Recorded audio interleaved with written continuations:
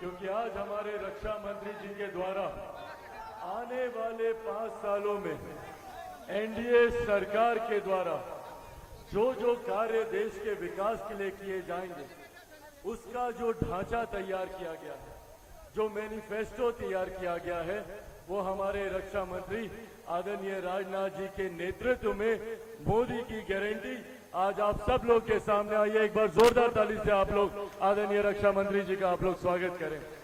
यहाँ इस सम्मानित मंच पर मौजूद भारतीय जनता पार्टी के प्रदेश अध्यक्ष, बिहार प्रदेश के उप मुख्यमंत्री मेरे भाई सम्राट चौधरी जी मौजूद, यहाँ पर बिहार प्रदेश के उप मुख्यमंत्री श्री विजय कुमार सिन्हा जी मौजूद। इस सम्मानित मंच पर बिहार सरकार में माननीय मंत्री श्री हरि सहनी जी मौजूद। इस सम्मानित मंच पर लोक जनशक्ति पार्टी रामविलास के हमारे प्रदेश अध्यक्ष राजू तिवारी जी मौजूद। इस सम्मानित मंच पर लोक जनशक्ति पार्टी रामविलास के बिहार प्रदेश के हमारे संसदीय बोर्ड के अध्यक्ष हुलास पांडे जी मौजूद। इस सम्मानित मंच पर हमारी जमुई की माननीय विधायिका, आप सबकी लोकप्रिय विधायिका श्रेयसी सिंह जी मौजूद। इस सम्मानित मंच पर एनडीए के प्रत्याशी, लोक जनशक्ति पार्टी रामविलास के प्रत्याशी हमारे अरुण भारती जी मौजूद। इस सम्मानित मंच पर भारतीय जनता पार्टी, लोक जनशक्ति पार्टी, जनता दल यूनाइटेड, राष्ट्रीय लोक मोर्चा, हिंदुस्तान अवाम मोर्चा के तमाम वरिष्ठ पदाधिकारी साथी मौजूद। यहाँ पर तमाम मजबूत कार्यकर्ता साथी, प्रेस मीडिया के पत्रकार साथी, आदरणीय बुजुर्गों, माताओं, बहनों, सबसे पहले आप सबको चिराग पासवान का प्रणाम। साथियों, आज जब लोकसभा चुनाव की इस पूर्व संध्या पर हम लोग यहाँ पर मौजूद हैं, कई बातें हैं जो आप लोगों से साझा करनी है, पर कई बातें उनमें से ऐसी हैं जो आप लोग जानते थे। पहले चरण का चुनाव चल रहा है और आप सब ने इस बात का मन बना लिया है कि पुनः मौजूदा प्रधानमंत्री जी को तीसरी बार देश का प्रधानमंत्री बनाना है। इसमें कहीं कोई संदेह नहीं है, इसमें कहीं कोई विचार की बात नहीं है। ये पूरे देश ने इस बात का मन बना लिया। देश के जिस जिस कोने में हम लोग गए, जहां जहां पर हम लोग जाने का काम कर रहे हैं, बिहार की जिस जिस विधानसभा में हम लोग जाने का काम कर रहे हैं, हर एक जगह से, हर लोकसभा से ये बात स्पष्ट है कि बिहार की 40 की 40 सीटें हम लोग जीतने जा रहे हैं। जरूरी है प्रधानमंत्री जी का तीसरी बार देश का प्रधानमंत्री बने। ये एकमात्र ऐसे प्रधानमंत्री हैं जिन्होंने देश की अर्थव्यवस्था को मजबूती देने का काम किया।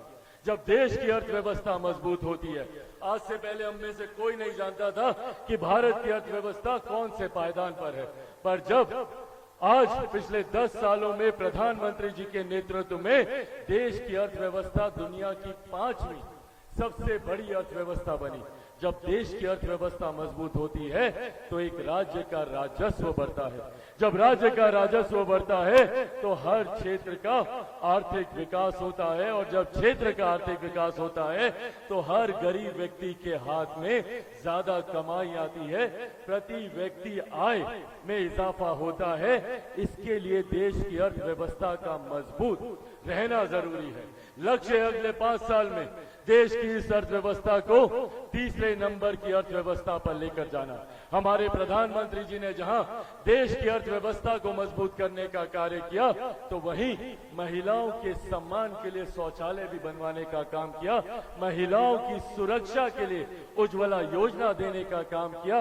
वहीं कोई गरीब व्यक्ति आर्थिक अभाव के कारण इलाज से वंचित न रह जाए, उज्ज्वला योजना भी देने का काम किया। जहां प्रधानमंत्री जी ने सरहद से हमारी सीमाओं को सुरक्षित रखने का काम किया, जहां हमारे रक्षा मंत्री जी ने हमारे देश को बाहरी ताकतों से सुरक्षित रखने का काम किया, तो वहीं अंतरिक्ष के माध्यम से भी कैसे भारत सुरक्षित रहे, इस बात का भी ध्यान हमारी केंद्र की सरकार ने दिया। आज हम बिहारियों की जिम्मेदारी और ज्यादा बढ़ जाती है। एक लंबे समय के बाद बिहार का सौभाग्य जगह है कि हम लोग को डबल इंजन की सरकार मिली है। डबल इंजन की सरकार के लाभ आप लोग को बताने की जरूरत नहीं है। बगल का राज्य उत्तर प्रदेश देख लीजिए, किस तरीके से मजबूती से दिन दुगनी चार रात चौगुनी तरक्की कर रहा है। वो सिर्फ और सिर्फ डबल इंजन की सरकार की वजह से। ये डबल इंजन की सरकार आज जब बिहार को मिली है, इसमें भी कोई संदेह नहीं है कि जैसे लोकसभा के बाद देश में एनडीए की सरकार बनने जा रही है, तो विधानसभा के बाद बिहार में भी पुनः एनडीए की सरकार बनने जा रही है। ऐसे में जरूरी है कि हम एक ऐसे प्रत्याशी का चुनाव करें जो केंद्र सरकार में भी सहभागी हो और राज्य सरकार में भी उनकी सहभागिता हो। साथियों, अपनी बातों को आज समाप्त करने से पहले और ये आग्रह करने से पहले कि आप लोग हमारे प्रत्याशी अरुण भारती जी का आगामी 19 तारीख को मजबूती से साथ देने का काम करें। मैं एक छोटा सा वाक्य आप लोग के संज्ञान में मेरे रक्षा मंत्री जी को लेकर देना चाहता हूं। आप सबकी जानकारी में है कि 2016 में एक बहुत बड़ा संकट हम लोगों के ऊपर आया था, जब यहीं लछवाड़ भगवान महावीर की जन्मस्थली में भगवान महावीर की 2600 साल पुरानी मूर्ति चोरी हो गई थी। उस वक्त देश के गृह मंत्री की भूमिका मजबूती से मौजूदा रक्षा मंत्री जी निभा रहे थे। उस वक्त मैं और हमारे साथ तमाम हमारे साथी और खास तौर पर जैन समाज के देश विदेश से लोग वहां पर रक्षा गृह मंत्री जी, तत्कालीन गृह मंत्री जी आदरणीय राजनाथ जी से हम लोग मिलने गए। इनसे हम लोगों ने आग्रह किया और एक इन्हीं में वो इच्छा शक्ति थी, इन्हीं में वो ताकत थी कि महज एक हफ्ते के भीतर भगवान महावीर की खोई हुई वो मूर्ति ना सिर्फ हम लोगों ने बरामद की, बल्कि उसको पुनः स्थापित कर वहां पर आज एक खूबसूरत और दुनिया का सबसे खूबसूरत जैन मंदिर हम लोगों ने बनाने का काम किया। उसके बगल में 108 बेड का हम लोगों ने अस्पताल भी खोलने का काम किया।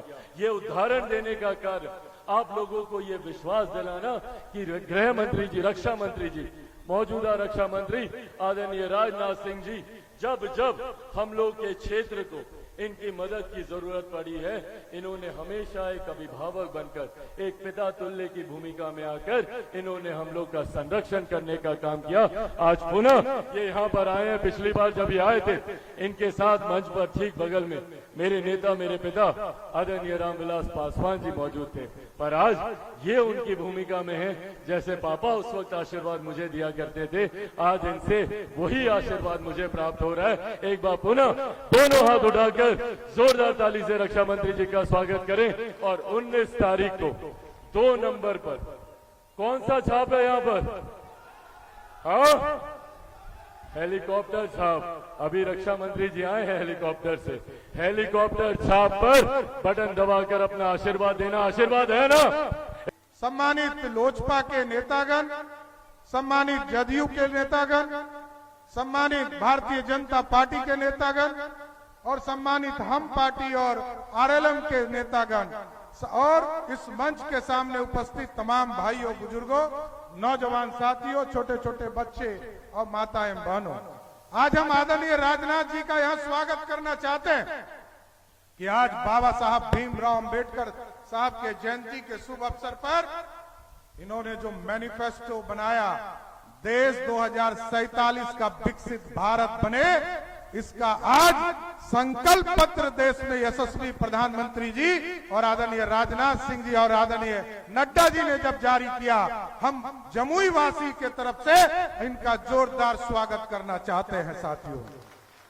और इनको इसलिए भी धन्यवाद देना चाहते हैं, यही राष्ट्रीय अध्यक्ष के तौर पर थे जब देश में यशस्वी प्रधानमंत्री का उम्मीदवार आदरणीय नरेंद्र मोदी जी को देने का काम किया। इसके लिए भी आदरणीय राजनाथ जी का हम स्वागत करना चाहते हैं, क्योंकि हमको तो आदत हो गई थी ऐसे प्रधानमंत्री का, जब तक कोई श्रीमती गांधी स्विच नहीं दाबती थी तब तक तो प्रधानमंत्री बोलते ही नहीं थे। और हम तो धन्यवाद इसलिए दे रहे हैं राजनाथ जी को कि आज दुनिया में डंका बज रहा है और आपका नेतृत्व, आपके अध्यक्ष काल में भारतीय जनता पार्टी पहली बार आजादी के बाद एब्सोल्यूट मेजॉरिटी के तौर पर सरकार बनाने का काम किया, एनडीए की सरकार बनाने का काम किया। और जो गरीब कल्याण के लिए आप लोगों ने सपना देखा है, 2047 का भारत बनाने का सपना देखा, और हम कमिटमेंट को नहीं भूलते हैं, ये सबसे बड़ी बात है। 1950 में जिस सपने को डॉक्टर श्यामा प्रसाद मुखर्जी ने देखा था, उस सपने को भी साकार नरेंद्र मोदी की सरकार ने किया और 370 को उखाड़कर कचरे के ढेर में फेंक दिया। आज भारत एक है, पंडित चाणक्य ने 2000 वर्ष पहले भारत अखंड भारत का सपना देखा था साथ। और जिस तरह टेंट में आप बैठे हैं ना, प्रभु श्री राम 550 वर्षों तक से इंतजार कर रहे थे। आज संकल्प लिया है मैनिफेस्टो के माध्यम से कि हम 3 करोड़ और गरीबों का घर बनाएंगे। 4 करोड़ घर जब प्रधानमंत्री जी दे रहे थे तो अयोध्या में प्रभु श्री राम भी टेंट में बैठकर इंतजार कर रहे थे कि कोई भगरथ आए और हमको भी टेंट से निकालकर भव्य राम मंदिर में ले जाए। इसके लिए भी धन्यवाद देना चाहते हैं। और गरीब कल्याण का लगातार आपके माध्यम से योजना चल रही है। हम आदरणीय राजनाथ जी को, देश के प्रधानमंत्री आदरणीय नरेंद्र मोदी जी को धन्यवाद देना चाहता हूं। आज डबल इंजन की सरकार आपके आशीर्वाद से बना। कल तक गरीबों के कल्याण में जब महागठबंधन की सरकार थी, चीजों को अटकाना, भटकाना और फंसाना, ये काम हो रहा था। आपने आयुष्मान भारत पूरे देश के लिए दिया था, लेकिन इसकी शुरुआत जब हम लोगों ने 2020-21 में किया तो बीच के कालखंड में इसको मात्र 83 लाख पर रोक दिया गया। लेकिन जब प्रधानमंत्री ने तय कर दिया कि इस देश में कोरोना काल में कोई गरीब भूखा नहीं सोएगा, 5-5 किलो का अनाज दिया जाएगा प्रत्येक व्यक्ति को, उसी तरह डबल इंजन की सरकार जब आपके आशीर्वाद से बना तो बिहार के लोकतंत्र में अनोखा उदाहरण पेश हुआ। मात्र 15 दिनों में 2 करोड़ लोगों को आयुष्मान भारत बिहार और भारत के नरेंद्र मोदी के कृपा से देने का काम किया गया। और हम लोग अस्वस्थ हैं। जिस तरह मोदी जी की गारंटी है, और मोदी जी की गारंटी में स्पष्ट है कोई भ्रष्टाचारी नहीं बचेगा। और आजकल भ्रष्टाचारी लोग क्या कर रहे हैं, जब सावन का महीना चल रहा था तो उनके 4 सीटेड पिताजी जो बिहार को लूट कर सत्ता में बैठे थे वो मटन खा रहे थे। और आजकल उनका बेटा जो 4 सीटेड है, आजकल वो हेलीकॉप्टर में मछली खा रहा है नवरात्रा में। अब समझिए सनातन विरोधी कैसे है। अरे हम लोग तो ये समझते थे कि लालू प्रसाद जी का परिवार न मटन खाने वाला है न मछली खाने वाला है, ये तो चारा खाने वाला था। ये मछली और मटन पे कैसे आ गया। इसलिए साथियों, आप लोगों को तय करना है 19 तारीख को एक वोट हेलीकॉप्टर चाप पर देकर यहां से अरुण भारती जी को जिताइएगा। जैसे ही चुनाव जिताइएगा वैसे ही देश में यशस्वी प्रधानमंत्री नरेंद्र मोदी जी प्रधानमंत्री बन जाएंगे साथियों। और मोदी जी की गारंटी स्पष्ट है साथियों। मोदी जी ने कहा है भ्रष्टाचारियों को छोड़ेंगे नहीं।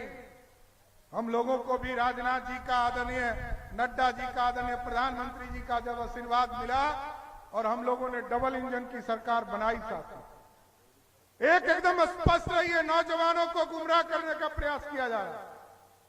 लालू प्रसाद जी जब 1990 से लेकर 2005 तक मुख्यमंत्री रहे तो चारा खाए और नौकरी कितना दिया, 95,000 लोगों को 15 साल में नौकरी दिया।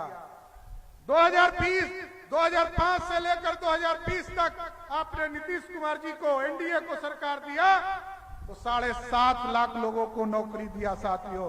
और आज कमिटमेंट है हमारा 2020 से 2025 के बीच में, जब 2025 में आपके हम मत वोट मांगने आएंगे, आपको एकदम आश्वस्त करते हैं 10 लाख सरकारी नौकरी एक नौजवान को मिलने का काम किया जाएगा। और ये गारंटी है साथियों, क्योंकि हम लोग तो भ्रष्टाचार के ऊपर जिस तरह मोदी जी का कार्रवाई चल रहा तो ये लोग तिलमिला जाते हैं। अब तो बिहार ने भी कानून बना दिया। ये जो बालू माफिया, शराब माफिया और जमीन माफिया है, एकदम स्पष्ट रही है, इसको हम लोग चिन्हित करने का काम तो शुरू कर दिया। इलेक्शन के बाद आपको दिखेगा, हमने कानून बिहार विधानसभा से पारित करके बना दिया है। अब यहां स्पष्ट तौर पर दिखेगा, जिस तरह मोदी जी की गारंटी है कि भ्रष्टाचारी को जेल के अंदर जाना पड़ेगा, उसी तरह बिहार का कानून बालू माफिया, शराब माफिया, जमीन माफिया को स्पष्ट संदेश है, या तो उसको जमुई के जेल में बंद होना पड़ेगा, नहीं तो बिहार छोड़कर भागना पड़ेगा। ये इतना स्वस्थ करना चाहते हैं। इसलिए आज जमुई की जनता से यही आग्रह और निवेदन करूंगा कि आदरणीय राजनाथ सिंह जी आपके बीच में आए हैं, हमारे नेता हैं और इस देश को सुरक्षित करने वाले हैं और इनके नेतृत्व में तो भारत इतना मजबूत हुआ। साथियों, कल तक पाकिस्तान के लोग यहाँ के हिंदुस्तान के सैनिकों का सर काट के चले जाते थे और हिंदुस्तान के रक्षा मंत्री और प्रधानमंत्री टुकुर टुकुर ताकते थे, लेकिन आज आदरणीय नरेंद्र मोदी जी के नेतृत्व में, आदरणीय राजनाथ जी के नेतृत्व में यदि एक चिटपुटिया बम भी पाकिस्तान के तरफ से फेंकता है तो हिंदुस्तान के सैनिकों का हाथ खुला है कि तोप का गोला फेंकना शुरू कर दो। यह है भारत। इसलिए आज हम सभी लोगों से आग्रह करते हुए, निवेदन करते हुए एक एक वोट हेलीकॉप्टर चाप पर देकर आदरणीय नेता नरेंद्र मोदी जी को फिर से प्रधानमंत्री बनाने का काम कीजिए। फिर से बनाइएगा ना प्रधानमंत्री? सभी लोग हाथ उठाकर कहिए भारत माता की।